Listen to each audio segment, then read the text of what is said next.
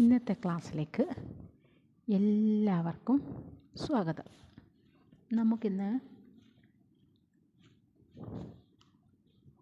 കുറച്ച് വാക്യങ്ങൾ എഴുതിയിട്ടുണ്ട്. അപ്പം ഇവിടെ ചേർക്കേണ്ട പ്രത്യയങ്ങൾ നിങ്ങൾ പൂരിപ്പിച്ചിട്ട് എഴുതണം.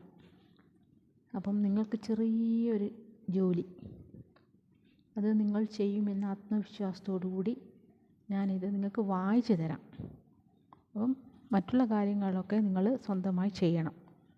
അത് എന്താ വെച്ച് കഴിഞ്ഞാൽ അത് നിങ്ങൾ ചെയ്ത കാര്യങ്ങൾ ഈ നമ്പർ പ്രകാരം എന്താണോ ചെയ്തത് അത് നിങ്ങൾ കമൻറ്റ് ബോക്സിൽ ഇടുന്നുണ്ടെങ്കിൽ ഇടുക. അങ്ങനെ ആകുമ്പോൾ എനിക്ക് മനസ്സിലാവും. അപ്പോൾ നിങ്ങളത് ചെയ്യുക. അപ്പോൾ ഇവിടെ ചെയ്യേണ്ടത് നമ്മൾ മുന്നേ പഠിച്ചതാണ്. എന്ത് കാ കേ കി അല്ലേ? ഈ 3 സംഭവം ഒരേ ഒരർത്ഥമാണ്. പക്ഷേങ്കിൽ പ്രയോഗിക്കുന്ന രീതി എങ്ങനെയാണെന്ന് നിങ്ങൾക്ക് ഞാൻ പറഞ്ഞു തന്നിട്ടുണ്ട്. അത് മനസ്സിലാക്കിയവർ ഇത് ഒന്നുപോലും തെറ്റാതെ കൃത്യമായി ചെയ്യും എന്ന് എനിക്ക് ഉറപ്പുണ്ട്. അപ്പോൾ ഞാൻ വായിക്കാം. ഇവിടെ എന്താ പറയുന്നത്? വാക്യക്ക് പൂർത്തിക്കേലിയ കോൺസാ പ്രത്യയ്. ഇത് പ്രത്യയ് എന്ന് പറയും. പ്രത്യയ് ഉചിത് ഹേ. ഇത് പ്രത്യയമാണ് ഉചിതമായി ചേർക്കേണ്ടത് എന്നാണ് പറഞ്ഞത്. ഇത് ഈ വാക്യത്തിൻ്റെ പൂർത്തീകരണത്തിന് വേണ്ടിയിട്ട്. അപ്പം ചേർക്കേണ്ടത് പ്രത്യയങ്ങൾ നിങ്ങൾക്കറിയാം.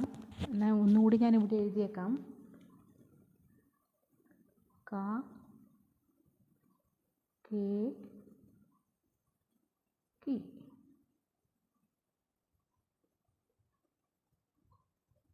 അപ്പം ഒന്നാമത്തെ എന്താണ്? സുനിത സുനിൽ ഡാഷ് ബെഹൻ ഹെ. രണ്ടാമത്തെ എന്താ? സുധാ ഡാഷ് ബേട്ടി സോത്തി ഹെ. മൂന്നാമത്തത് തിസര രാജു സുജാത ഡാഷ് ബേട്ടാ ഹെ. ഇനി നാലാമത്തെ എന്താണ്? ചൗഥ അല്ലേ? മേ ഭായി ഡാഷ് പരീക്ഷ കർ രഹാ ഹും എന്നാണ് വേണ്ടത്. ഹും രഹാ ഹും. ഇനി അഞ്ചാമത്തത് എന്താണ്?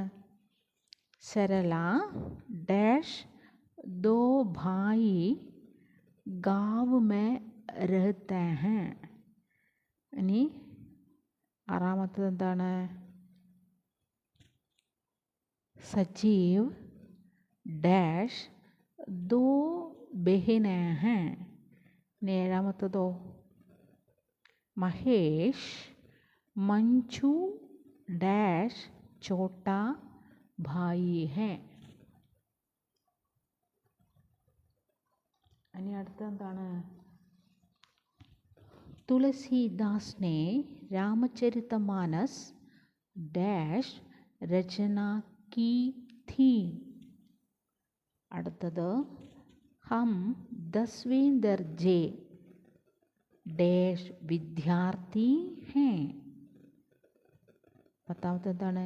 പ്രമോദ് പ്രമീള ഡാഷ് ചോട്ടാ ഭായി ഹെ. അടുത്തെന്താണ്? യ കിരൺ ഡാഷ് കിതാബ് ഹെ. അടുത്തത് ഹം ദേശ് ഡാഷ് സപൂത്ത് ഹെ. സപൂത്ത് എന്ന് പറഞ്ഞാൽ എന്താണെന്ന് അറിയുമോ? നല്ല പുത്രന്മാർ കേട്ടോ. ബാക്കി എല്ലാവർക്കും അറിയാമല്ലോ. ഇനി യ ലഡ്കി സ്മിത ഡാഷ് ബെഹൻ ഹെ.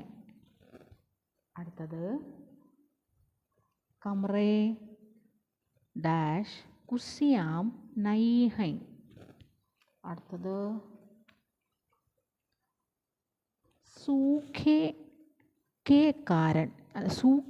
कारण देश में अकाल डैश संभावना है. അടുത്തത് भारत लोग हिंदी बोलते हैं. അടുത്തത് वर्तमान युग में കബീർ. കബീർ അറിയാമല്ലോ, കബീർ ദാസിനെ പറ്റി കേട്ടിട്ടില്ലേ? നിങ്ങൾക്ക് ദോഹയൊക്കെ പഠിക്കാനുണ്ടല്ലോ. അപ്പം വർത്തമാൻ യുഗ് മേ കബീർ ഡാഷ് വാണി പ്രാസംഗിക് ഹേ. അടുത്തെന്താണ്? ലോഗ് ഗായ് ഡാഷ് ദൂത് പീത്തേ ഹേ.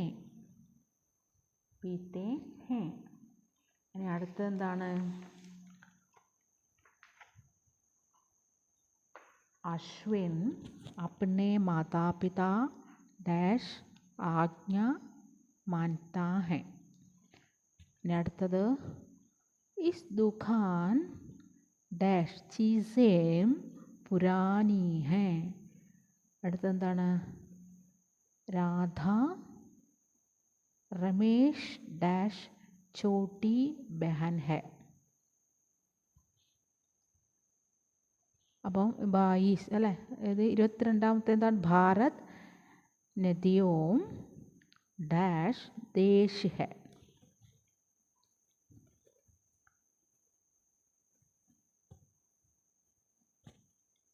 മനസ്സിലായോ? ഭാരത് നദിയോം ഡാഷ് ദേശ് ഹെ. അടുത്തെന്താണ്?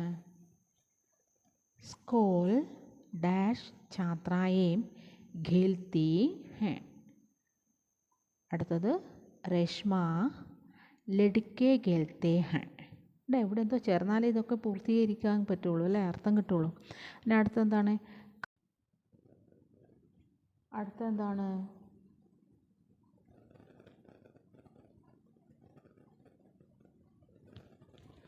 കസ്തൂരി ഹിരൺ. കസ്തൂരി ഹിരൺ അറിയാമല്ലോ, കസ്തൂരിമാൻ എന്ന് കേട്ടിട്ടില്ലേ നിങ്ങൾ? അതാ സംഭവം. കസ്തൂരി ഹിരൺ ഡാഷ് നാഭി മേ പായി ജാത്തി ഹെ അല്ലേ? അപ്പം കസ്തൂരി ഹിരൺ ഡാഷ് നാഭി മേ പായി ജാത്തി. കസ്തൂരി കിട്ടുന്നു എന്നാണ് പറഞ്ഞത്. ഹിരണിൻ്റെ നാഭിയിൽ അല്ലേ, മാൻ്റെ നാഭിയിലാണ് എന്തുള്ളത്? കസ്തൂരി ഉള്ളത്. അപ്പോൾ ഇവിടെ ഇത് പ്രത്യേകമാണ് ചേർക്കുക.